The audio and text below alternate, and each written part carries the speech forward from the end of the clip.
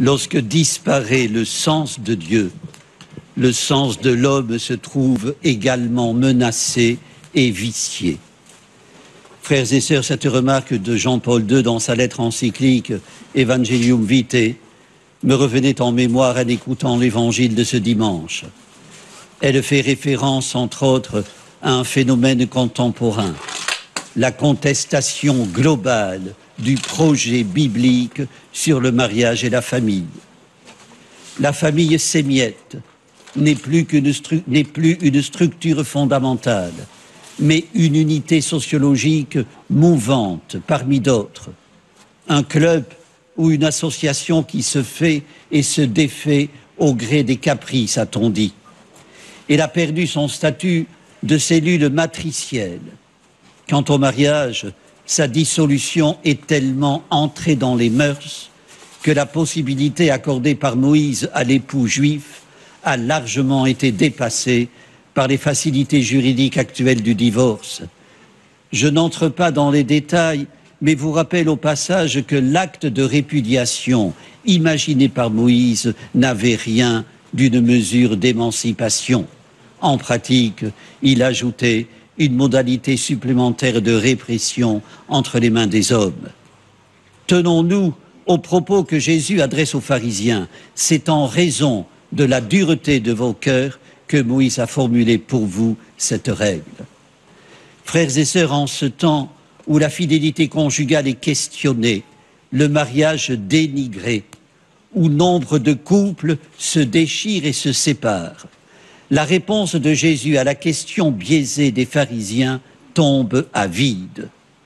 Tout de même que, lorsque s'écartant du domaine enchevêtré de la casuistique, dans lequel ses interlocuteurs voulaient l'enfermer, Jésus invoque la Genèse, le moment où Dieu créa l'homme et la femme, ce que le pape François appelle le chef-d'œuvre de la création. Dieu ne voulait pas que l'homme fût seul. Il voulait qu'il eût une compagne le long de sa route. Devant ce parcours d'amour, cette icône, ajoute le pape, la casuistique n'est pas de mise. Quand l'icône se délabre, c'est grande douleur. La réponse de Jésus aux pharisiens tombe d'autant plus à plat que s'est installée de nos jours l'idée selon laquelle on ne peut aimer d'amour toute une vie la même personne, que la fidélité relève des fadaises de poètes, d'un monde révolu. L'amour, par ailleurs si chanté et immanquablement associé à toujours à la rime, l'amour est vécu comme inapte à durer. Certes, toute vie de couple requiert des renoncements réciproques.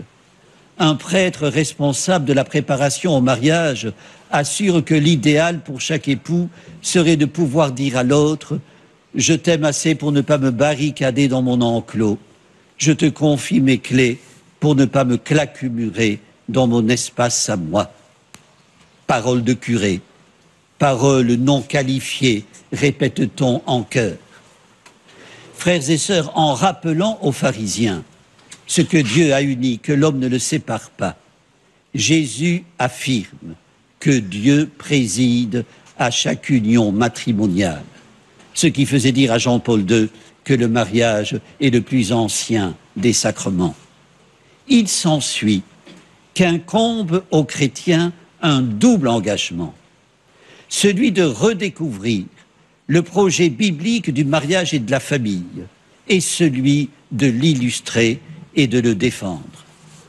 C'est d'autant plus d'actualité que l'Église est accusée d'adopter une attitude rétrograde, dictée par des préoccupations uniquement doctrinales. Frères et sœurs, confrontés à un débat farci de stéréotypes, lumière contre obscurantisme, innovation contre repli, immobilisme contre progrès, liberté contre servitude, le tout dégénérant en conflit des sexes.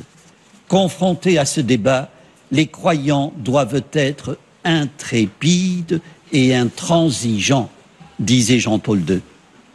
Intrépides et intransigeants pour dénoncer tous les projets contraires non seulement à la volonté de Dieu, mais au bien de l'humanité, au bien de la famille qui fait les frais de ce désastre. Mais,